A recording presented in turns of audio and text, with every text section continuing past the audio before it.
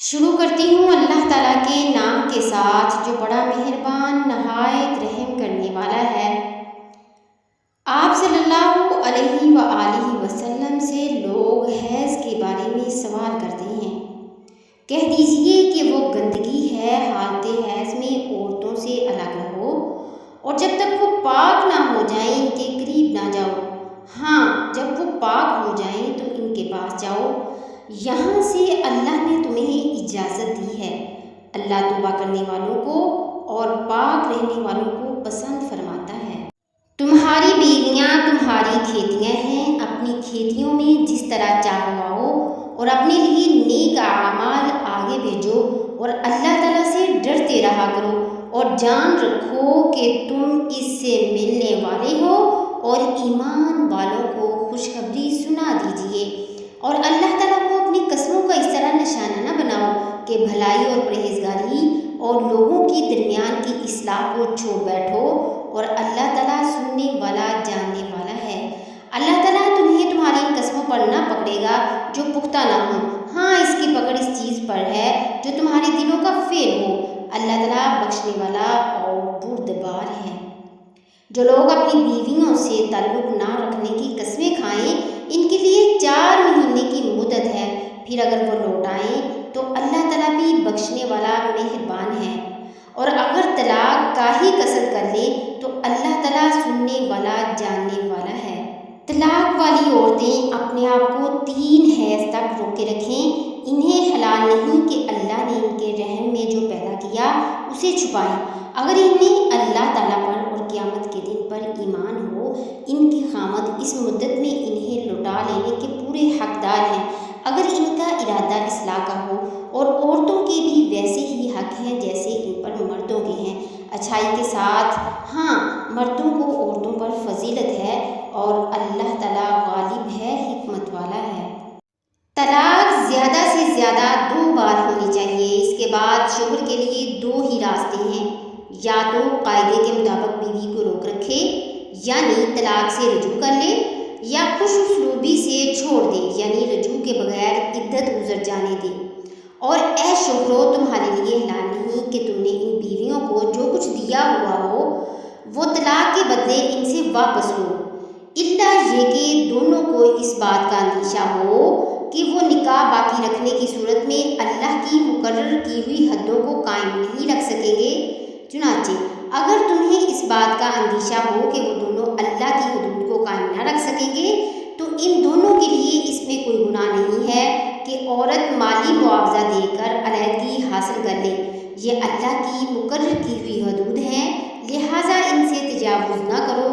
اور جو لوگ اللہ کی حدود سے تجاوز کرتے ہیں وہ بڑے ظالم لوگ ہیں۔ پھر اگر شوہر تیسری طلاق دے دے تو وہ مطلقہ عورت اس کے لیے اس وقت تک حلال نہیں ہوگی جب تک وہ کسی اور سے نکاح نہ کر لے۔ ہاں، اگر وہ دوسرا شوہر بھی اسے طلاق دے دے تو ان دونوں پر کوئی گناہ نہیں کہ وہ ایک دوسرے کے پاس نیا نکاح کر کے دوبارہ واپس آ جائیں۔ شرط یہ ہے کہ انہیں یہ غالب گمان ہو کہ اب وہ اللہ کی حدود قائم رکھیں گے، اور یہ سب اللہ کی حدود ہیں جو وہ ان لوگوں کے لیے واضح کر رہا ہے جو سمجھ رکھتے ہیں۔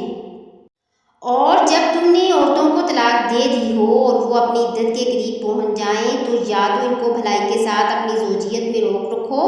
یا انہیں بھلائی کے ساتھ چھوڑ دو، اور انہیں ستانے کی خاطر اس لیے روک کر نہ رکھو کہ ان پر ظلم کر سکو، اور جو شخص ایسا کرے گا وہ خود اپنی جان پر ظلم کرے گا۔ اور اللہ کی آیتوں کو مذاق مت بناؤ، اور اللہ نے تم پر جو انعام فرمایا ہے اسے اور تم پر جو کتاب اور حکمت کی باتیں تمہیں نصیحت کرنے کے لیے نازل کی ہیں انہیں یاد رکھو، اور اللہ سے ڈرتے رہو، اور جان رکھو کہ اللہ ہر چیز کو خوب جانتا ہے۔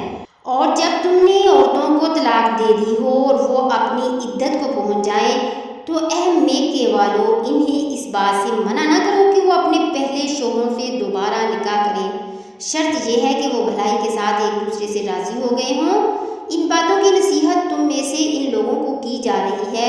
جو اللہ اور یوم آخرت پر ایمان رکھتے ہوں، یہی تمہارے لیے زیادہ ستھرا اور پاکیزہ طریقہ ہے۔ اللہ جانتا ہے اور تم نہیں جانتے ہو۔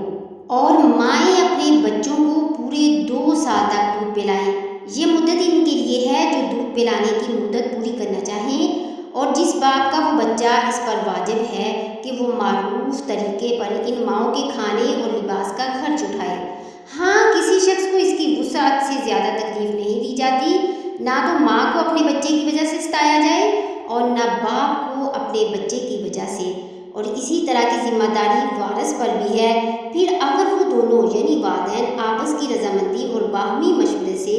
2 سال گزرنے سے پہلے ہی دودھ چھڑانا چاہیں تو اس میں بھی ان پر کوئی گناہ نہیں ہے۔ اور اگر تم یہ چاہو کہ اپنے بچوں کو کسی انا سے دودھ پلواؤ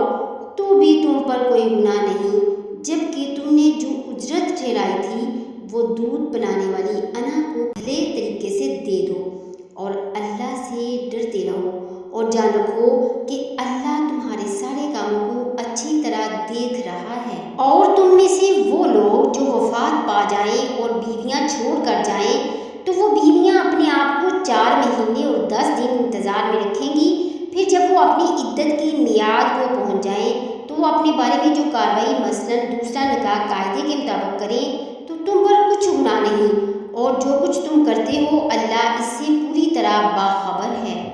اور عدت کے دوران اگر تم ان عورتوں کو اشارے کنائے میں نکاح کا پیغام دو یا ان سے نکاح کا ارادہ کرنا چاہو جو دل میں چھپائے رکھو تو تم پر کوئی گناہ نہیں۔ اللہ جانتا ہے کہ تم ان سے نکاح کا خیال تو دل میں لاؤ گے، لیکن ان سے نکاح کا 2 طرفہ وعدہ مت کرنا، الا یہ کہ مناسب طریقے سے کوئی بات کہہ دو، اور نکاح کا عقد پکا کرنے کا اس وقت تک ارادہ بھی مت کرنا جب تک عدت کی مقررہ مدت اپنی میعاد کو نہ پہنچ جائے، اور یاد رکھو کہ جو کچھ تمہارے دلوں میں ہے اللہ اسے خوب جانتا ہے، لہٰذا اس سے ڈرتے رہو اور یاد رکھو کہ اللہ بہت بخشنے والا بڑا بردبار